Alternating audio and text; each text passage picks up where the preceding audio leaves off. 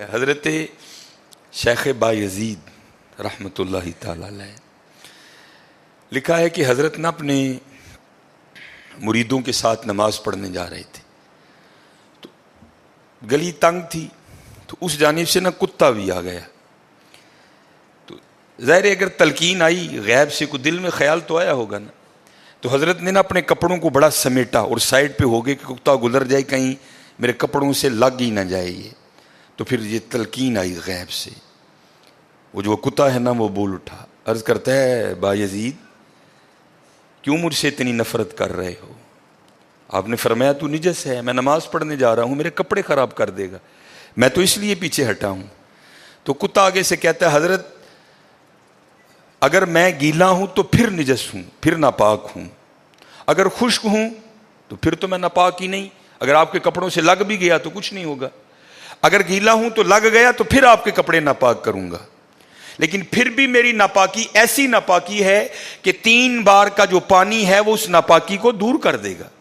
اگر آپ کے کپڑوں سے لگ گیا نا 3 بار, اگر آپ اپنے کپڑوں کو پانی سے دھوئیں گے تو کپڑے پاک ہو جائیں گے. لیکن بایزید کبھی تو نے اپنی ناپاکی پہ غور کیا؟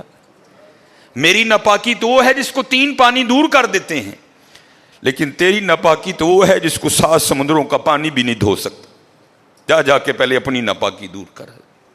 ہاں حضرت یہ اندر کی ناپاکی. اور کیونکہ بات ان سب بابوں کی ایک ہوتی ہے, انداز جدا ہوتے ہیں, تو پھر یہی بات حضور بلے شاہ رحمۃ اللہ تعالیٰ نے کس طرح لکھی.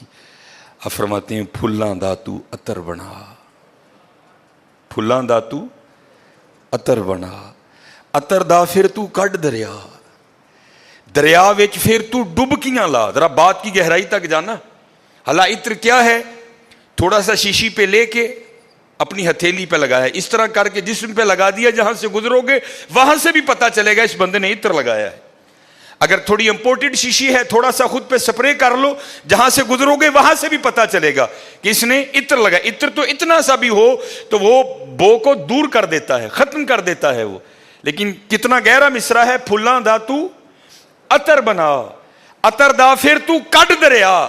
تھوڑا سا لگانا نہیں, پھلاں دا تو عطر بنا, عطر دا پھر تو کڈ دریا, دریا وچ پھر تو ڈبکیاں لا, پھر بھی تیری بو نہیں مکنی, پہلوں اپنی میں مکا. پہلوں اپنی میں مکا. انہوں نے تو بنایا تھا فقیر, چل تو آج تو بس ساڈا فقیر لے, لیکن یہ میں اس نے پھر موقع ضائع کر دیا. میں حضرت پھلاں دا تو عطر بنا, عطر دا پھر تو کڈ دریا, دریا وچ پھر تو ڈبکیاں لا, پھر بھی تیری بو نہیں مکنی, پہلوں اپنی میں مکا. اور جس نے مکا لی حضرت اس کا کام بن گیا. وہ تو ہے ہی کریم. ہاں, اور کتنے کریم ہیں میں آپ کو بتا نہیں سکتا حضرت. یہ ہفتے کی رات تھی, جو پچھلا ہفتہ گزر گیا ہے نا, جس طرح کل ہفتہ آئے گا, یہ بھٹر میں پروگرام تھا. تو پروگرام پہ گئے, وہاں سے مجھے آتے آتے نا تقریباً 12 بج گئے. جب میں گھر آیا نا تو چھوٹا بیٹا میرا, سب سے چھوٹا ابراہیم, بڑا رو رہا تھا. تو ماں اس کو چپ کرانے کے لیے نا وہ ٹہل رہی تھی, اس کمرے سے اس کمرہ, اس کمرے سے اس کمرہ. تو وہ کہتی ہے کہ شاہ کے بعد کی اس کی طبیعت خراب ہے, مسلسل رو رہا ہے. میں نے بڑا چپ کرایا, نہیں کر رہا. تو اس طرح کریں, اس کو کسی ہاسپٹل لے چلتے ہیں. میں نے کہا چلو. ہم خدمت لے گئے, اور ڈاکٹر نے چیک کیا, اس نے کہا بچے کا گلا خراب ہے, اور جب بھی بچوں کا گلا خراب ہوتا ہے نا ساتھ پھر ان کے کان میں بھی درد ہوتی ہے, اس کے کان میں درد ہے اس لیے رو رہا ہے. اس نے وہ دوائی وغیرہ انجیکشن وغیرہ لگائے, اس کے کان میں ڈراپس بھی ڈالے. لیکن میں نے کہا نہیں, میں آدھا گھنٹہ ویٹ کروں گا, بچے کی جب طبیعت سنبھلے گی نا میں پھر ہی گھر لے کے جاؤں گا. ہم وہاں بیٹھ گئے. خیر بچے کی طبیعت سنبھل گئی, ہم لے کے نا گھر آ گئے. اب ظاہر ہے بچے کی طبیعت خراب تھی, اس کی ماں نے عشاء کی نماز نہیں پڑھی تھی, میں نے فرض اور سنتیں پڑھ لی تھی, وتر اور نوافل میں نے بھی نہیں پڑھے تھے. وہ بچہ سو گیا, ہم نے اس کو چارپائی پہ لٹایا, آگے میں نے نماز شروع کر دی, میرے پیچھے میرے بیٹے کی ماں نے نماز شروع کر دی. اب میری وطروں کی نا دوسری رکعت تھی, ظاہر ہے ماں بھی یہاں ہی ہوگی, وہ فرض پڑھ رہی تھی، میں وطر پڑھ رہا تھا، یا اس کی تیسری رکعت ہوگی یا اس کی بھی دوسری ہوگی یا چوتھی ہوگی. اب اس کی نا آنکھ کھل گئی، اس نے بڑی شدت سے رونا شروع کر دیا.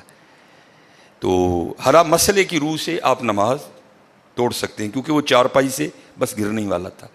دودھ ابل رہا ہے، بی بی نماز پڑھ رہی ہے، نماز توڑ کے دودھ بچائے. کوئی کنویں میں گر رہا ہے، نماز توڑ کے اس کو بچاؤ. پہلے توڑ سکتے تھے، لیکن میں نے کہا نہیں، میں نہیں توڑنی. کوئی بات تھا نا حضرت، محبت تو تھی اولاد کی لیکن دل تھوڑا سخت. لیکن ادھر کیا تھا؟ ادھر ماں تھی حضرت. اس نے کیا کیا؟ اس نے نماز توڑ کے نا بچے کو جا کے چارپائی سے اٹھا کے سینے سے لگا لیا.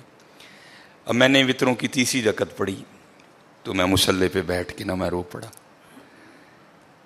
ہائے،